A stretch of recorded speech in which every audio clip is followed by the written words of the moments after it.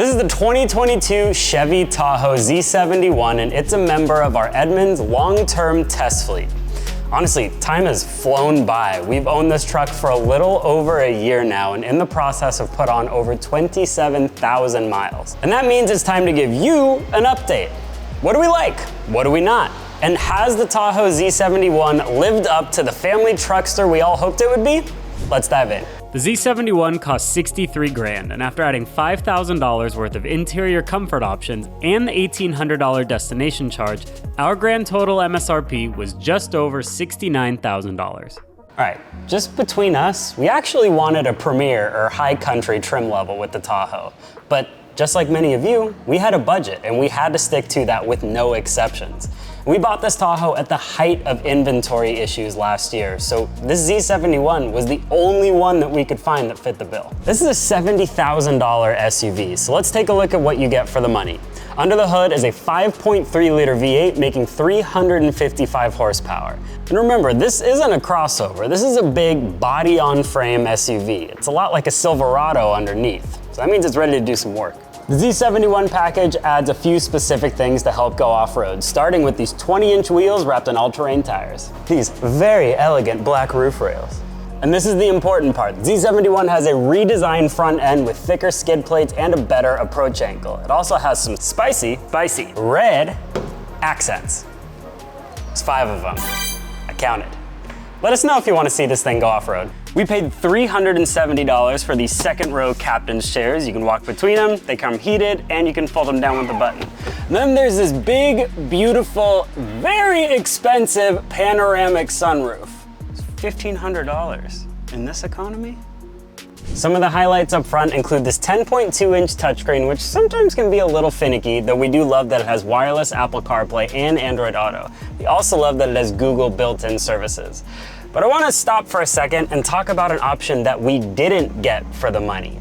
On a 2022 Chevy Tahoe Z71, you cannot option adaptive cruise control, which is something we think it should have. But there's this little button on the steering wheel that shows that you can adjust the gap. All it does is adjust how far the warning kicks in that you're getting close to somebody. It's not adaptive cruise control. So not only did we not get that option, but a lot of us get into the driver's seat thinking that it has it. It's not a good situation. Nobody on our staff has had more time behind the wheel of this car than Mike, our operations manager. He took the Tahoe on a cross-country road trip soon after we bought it.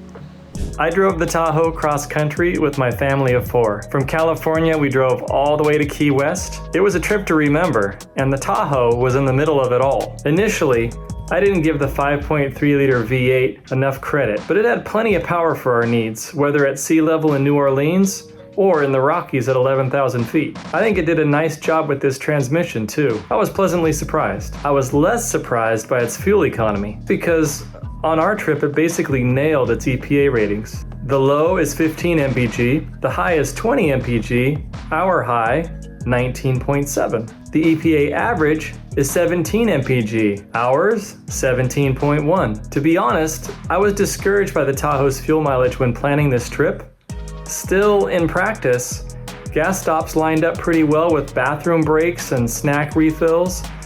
On average, we made it 300 miles between tanks, though our longest distance was 380 miles. My biggest concern going into this was seat comfort, and during our first leg, which was 14 hours to Las Cruces, New Mexico, the last thing on my mind was the seats. There were certainly complaints on this trip, but none were about the seats. My wife and I found plenty of space up front to shift around when we needed to. Our kids, who were still preteen size, had plenty of space for legs, pillows, and all of their travel distractions. Aside from a little motion sickness, even the third row got a thumbs up from my kids. In over 27,000 miles of driving so far, we have averaged 16.6 mpg combined. That's not great.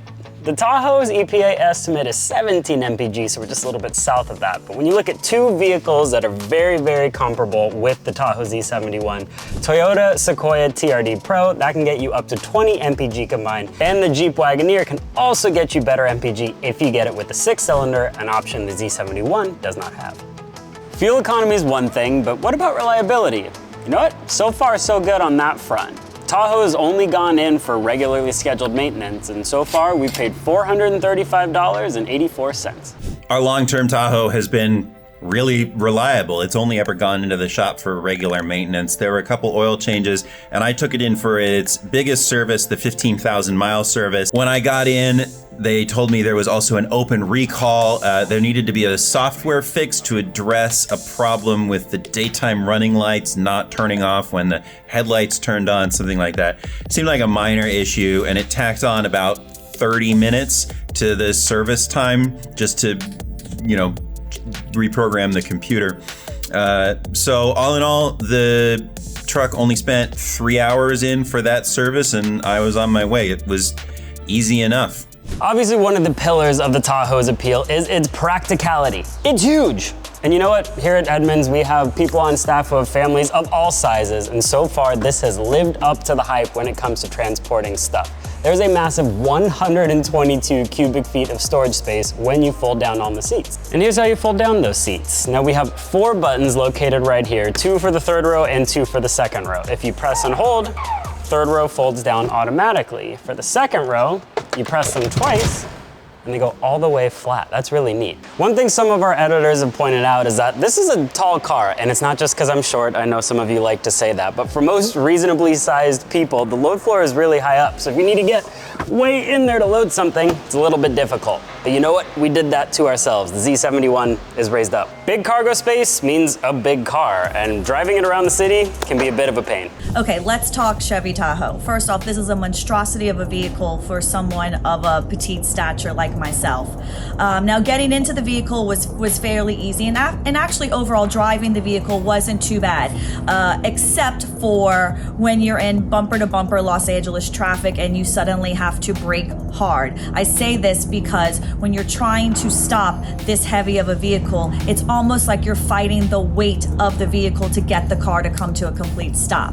Additionally, I didn't even try to parallel park this thing because it was so big. I just would go the extra mile to try and find an open space, and actually trying to park it in a parking lot was equally as difficult because you're trying to find a large enough space. Now, the other negative kind of component of the Tahoe was pretty much if I went over any little baby speed bump or little tiny hill or kind of divot in the road, it would shift you back and forth fairly violently. So, and that's with me driving, so I can only imagine what it was like to be a passenger in the back seat.